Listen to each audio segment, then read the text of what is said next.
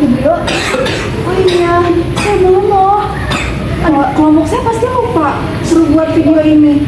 Coba saya ingetin aja lah kali ya. Bentar lagi kan tanggal 23. Oh iya, bentar lagi juga bakal tayang ya. Iya, tanggal 23. Ya udah saya ingetin kelompok saya deh. Kalau kayak gitu. Iya, pada ikut juga. Iya, ya udah.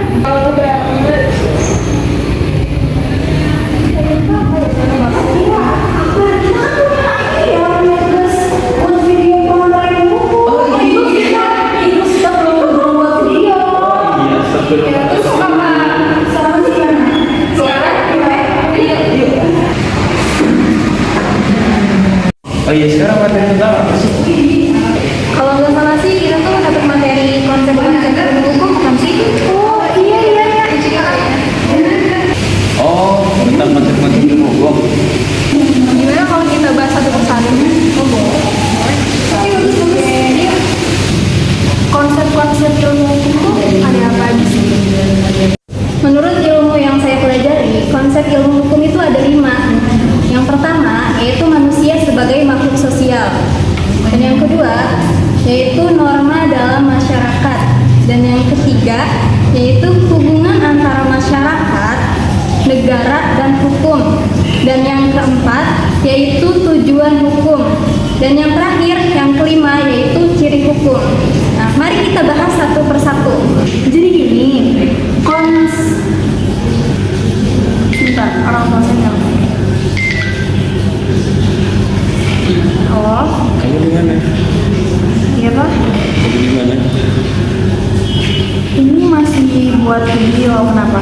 Katanya mau pulang. Oh iya, mau maghrib ya? Iya. Ya udah deh, bisa dilanjutin kayaknya besok. Ada, cepet pulang ya. Ya udah. Orang tua saya telepon, jadi gimana ya? Oh ya udah, kalau misalkan udah gitu mah sekarang juga udah jam berapa ya? Iya ya. Ya udah kita lanjut dari tadi ya. Oh iya.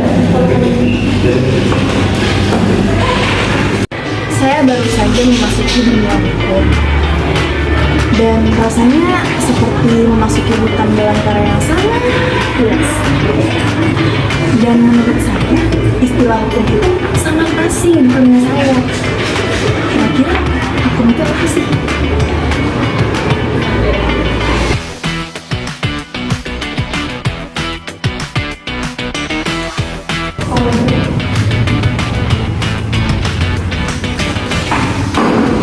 Pernah nggak sih kalian berpikir, mengapa sih kita harus hidup berkelompok? Mengapa juga ada peraturan yang harus kita patuhi? Nah, jawabannya pada ilmu hukum. Jadi, ilmu hukum bukan hanya sekumpulan aturan, tetapi juga sebuah pemahaman mendalam tentang manusia sebagai makhluk sosial dan interaksi kita dalam masyarakat. Dari buku yang saya baca, menurut Jeremy Bentham, hukum adalah peraturan yang dibuat oleh manusia untuk mengatur tindakan manusia yang bertujuan untuk mencapai kebahagiaan terbesar bagi jumlah orang yang terbesar. Jadi, ilmu hukum adalah ilmu yang mempelajari tentang aturan-aturan yang mengatur kehidupan bermasyarakat.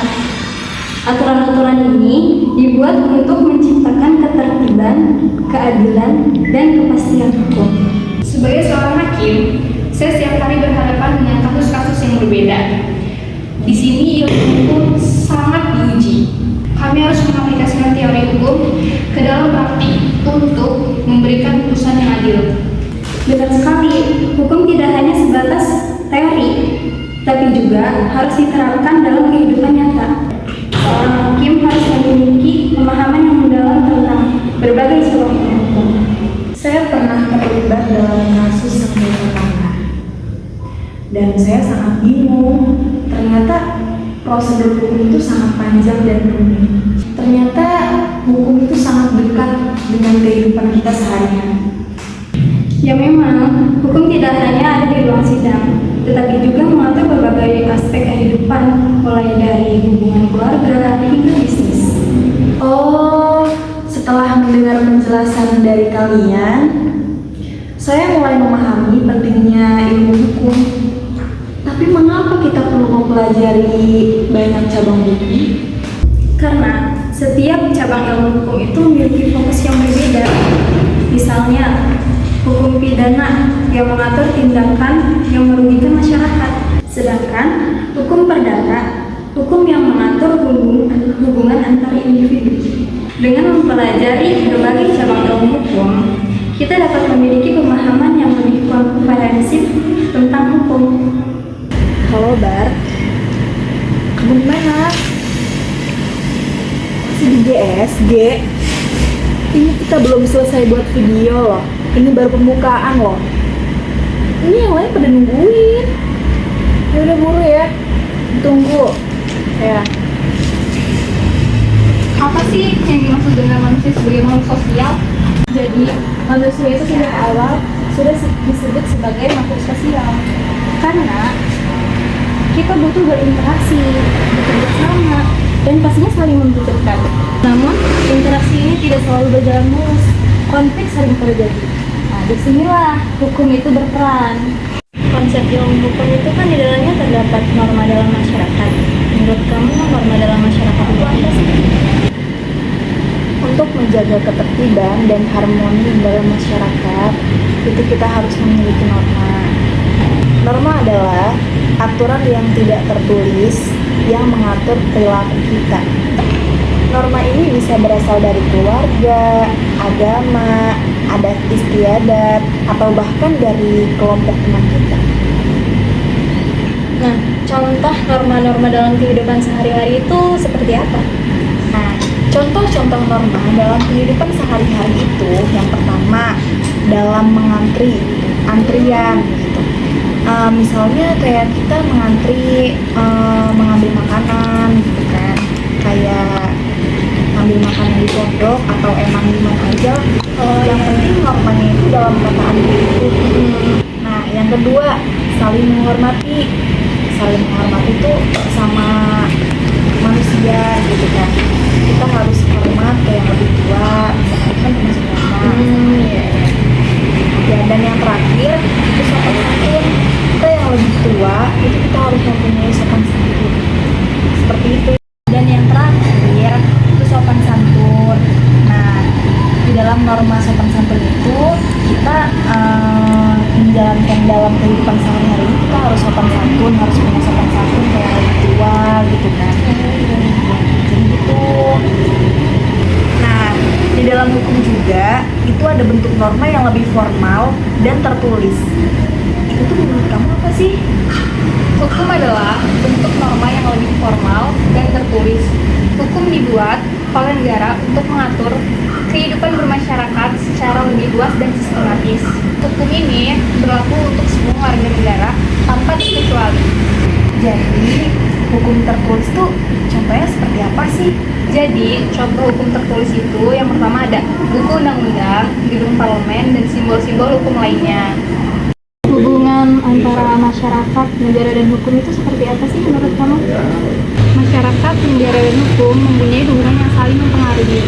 Jadi, negara membuat hukum untuk mengatur masyarakat. Masyarakat mematuhi hukum agar negara dapat menjalankan fungsinya. Oh, Kita udah maghrib nih, masuk dulu yuk. Boleh? Kenapa ya di dunia ini harus ada hukum? Terus tujuan hukum itu apa sih? tujuan utama hukum itu menciptakan ketertiban, keadilan, dan kesejahteraan masyarakat. Hukum juga berfungsi untuk melindungi hak-hak asasi manusia dan menyelesaikan sengketa. Nah, itu tujuan hukum. Saya kira selain tujuan hukum, hukum juga pasti mempunyai ciri-ciri hukum. Iya. Menurut kamu ciri-ciri hukum itu apa aja sih? Aduh, barusan beli makan nih. Nanti dulu dong, sampai mana? Masya Allah. Nih kita lagi menjelaskan ciri-ciri hukum. Nah, menurut kamu ciri-ciri hukum itu apa? Boleh deh, Ifta yang jawab. Barusan juga datang, bisa tanya-tanya aja. Apa ya kak? Hukum memiliki beberapa ciri khas. Antara lain, yang pertama, mengikat. Hukum berlaku untuk semua orang tanpa terkecuali. Kemudian yang kedua, itu ada sanksi. Pelanggaran hukum akan dikenakan sanksi. Siapapun orang yang melanggar hukum, dia akan dikenakan sanksi gitu. Sama. Kemudian Selanjutnya dibuat oleh lembaga negara. Ya, dibuat oleh lembaga negara itu hukum dibuat oleh lembaga yang berwenang seperti parlemen. Kemudian yang terakhir itu bersifat dinamis. Ya, bersifat dinamis itu hukum dapat berubah sesuai dengan perkembangan zaman. Nah, hukum juga bersifat dinamis karena hukum dapat berubah sesuai dengan perkembangan zaman. Oh, begitu. Iya. Jadi intinya kesimpulannya itu apa sih dari pembahasan konsep-konsep ilmu hukum ini? Jadi teman-teman, hukum adalah bagian yang tak terpisahkan dari kehidupan kita.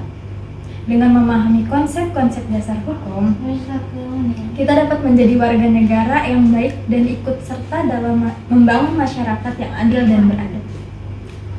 Oh, begitu. Iya, begitu. Sekian pembahasan kita mengenai berbagai konsep dalam ilmu hukum. Dengan memahami konsep-konsep ini, kita dapat lebih menghargai kompleksitas hukum dan peranannya dalam membentuk masyarakat yang lebih adil. Terima kasih telah menyaksikan video ini. Jika kalian suka, jangan lupa untuk Like, comment,